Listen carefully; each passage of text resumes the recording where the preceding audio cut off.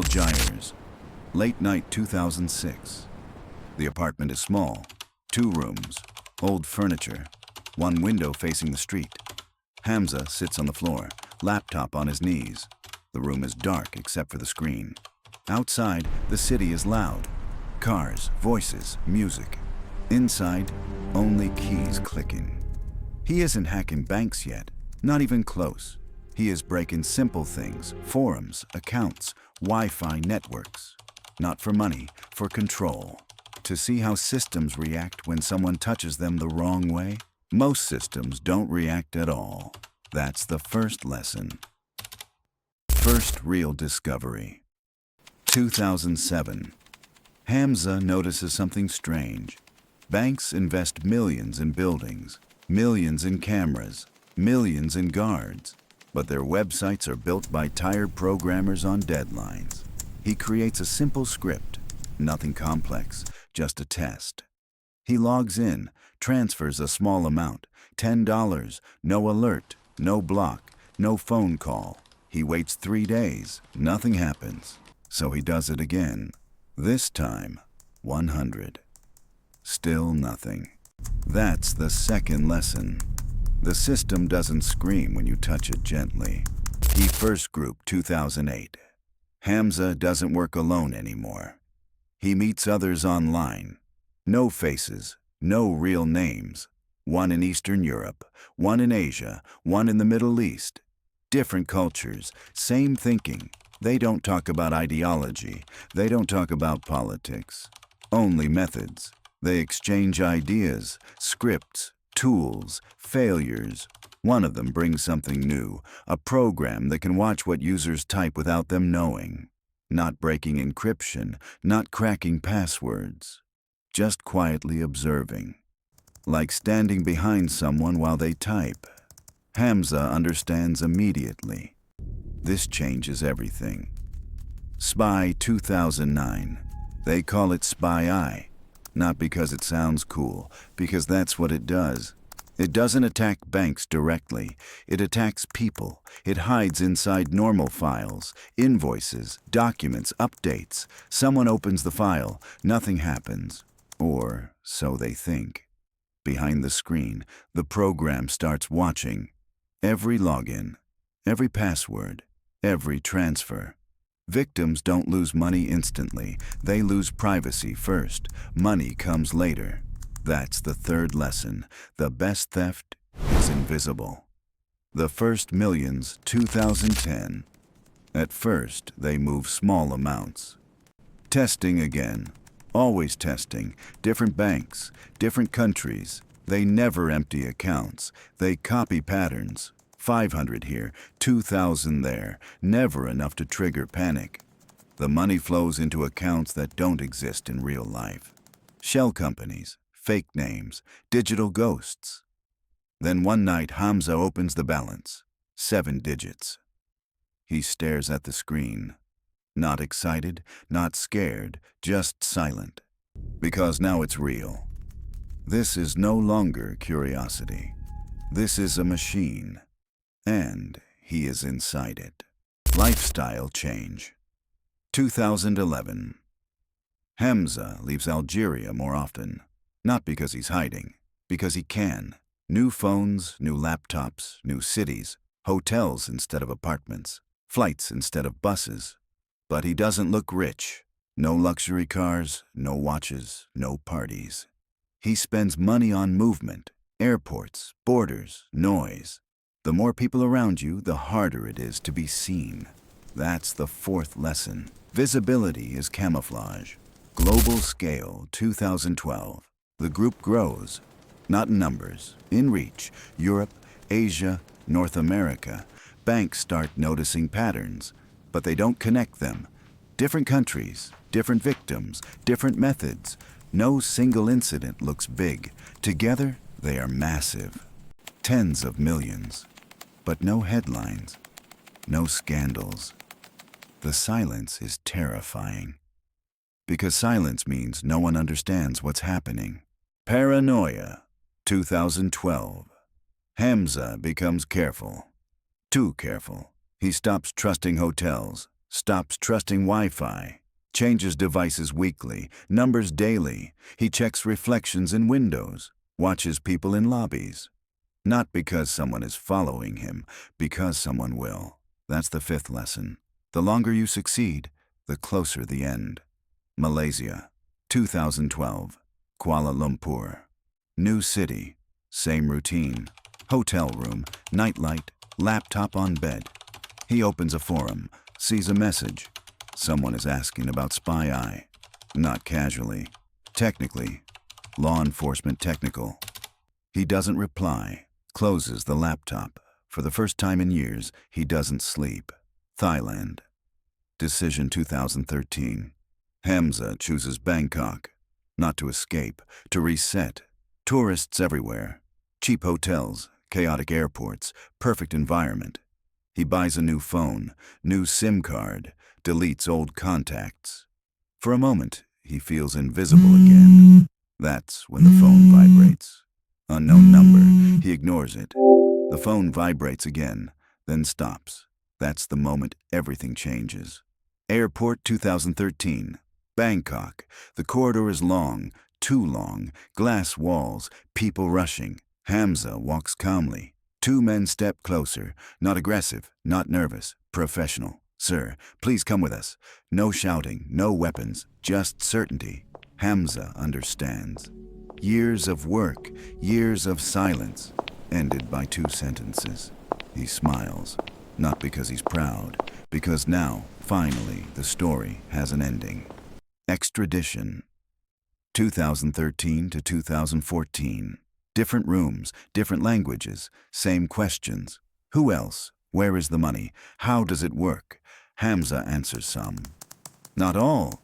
He realizes something important. They don't see him as a criminal. They see him as a map, a way inside. And that's more dangerous than prison. He offered 2015. The room is quiet. No threats, no shouting, just one sentence. You can help us. Hamza looks at the table. He understands the game immediately. This isn't about punishment. It's about absorption. The system doesn't destroy what it can use. He accepts, not because he wants freedom, because he knows one truth. Outside the system, he was powerful. Inside it, he is invisible. Hamza didn't start as a criminal. He started as a curious mind. He didn't chase money. Money chased him. He didn't attack banks. He walked into doors that were already open. And the most uncomfortable detail is this. Everything he used was already there. He didn't invent new technology. He just noticed how fragile global trust really is. Federal Prison 2014, United States.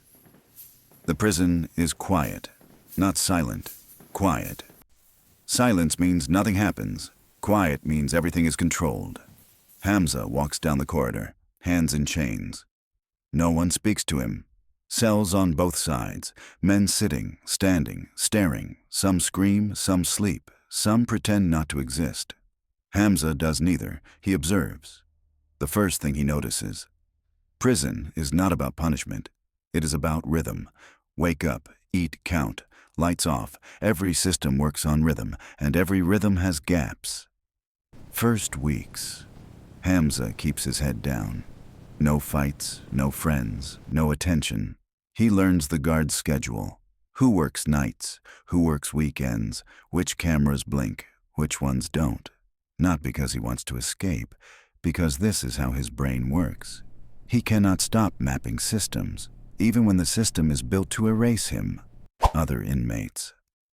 One man sits next to him in the yard. You're the hacker. Hamza doesn't deny it. They say you stole millions. Hamza shrugs. They say a lot of things. The man laughs. You look calm for someone who lost everything. Hamza looks at the sky. I didn't lose everything. What didn't you lose? My understanding. The man doesn't get it, but he feels it. Hamza isn't broken. He's paused. FB. I visit 2015. Two men in suits. Different posture, different silence. This silence is expensive. They sit across from him. We know you're still thinking. Hamza smiles. That's not illegal yet. They slide a folder on the table. Photos, screens, names, people he worked with, people he never met, people who copied his methods. You built something bigger than yourself. No, I built something that anyone could use. That's worse. They lean closer. We want you inside. Hamza understands immediately. Not inside prison. Inside their system, the deal. The deal is simple. Help us understand. Help us find others. Help us close holes, and your sentence changes. Not erased. Adjusted. Hamza thinks. Not about freedom, about position. For the first time, he will see the system from both sides. Attacker, defender, predator, infrastructure. He accepts, not because he trusts them, because curiosity always wins. Cyber Task Force 2016, a room full of screens, maps, timelines, alerts. People move fast, coffee, phones, tension. Hamza sits in the middle. No chains now, just rules. He watches how they work. They don't hunt criminals, they hunt patterns. They don't ask who, they ask how. That's when he realizes law enforcement doesn't fight crime, it studies behavior. Crime is just data. Digital hunt. They show him cases. Banks losing money. Companies leaking data. Governments getting embarrassed. Different countries. Same mistakes. Weak passwords. Old systems. Human trust. Hamza points at the screens. Here, they zoom in. And here, another case matches. And here, a third. He sees connections they missed. Not because he's smarter. Because he thinks like the problem. Role reversal. Now Hamza helps catch people like him, not morally, structurally. He predicts behavior, where they hide, when they move, how long before they get careless, and they always get careless. That's the sixth lesson. Success creates arrogance. Arrogance creates mistakes. He watches raids on screens, doors broken, computers seized, faces shocked. He feels nothing, not guilt, not pride, just recognition. This used to be him. Media silence, 2016 to 2017. No headlines anymore. No smiling hacker, no updates. The story disappears. Because stories need heroes or villains. Hamza became neither. He became a process, and processes are boring. But processes control the world.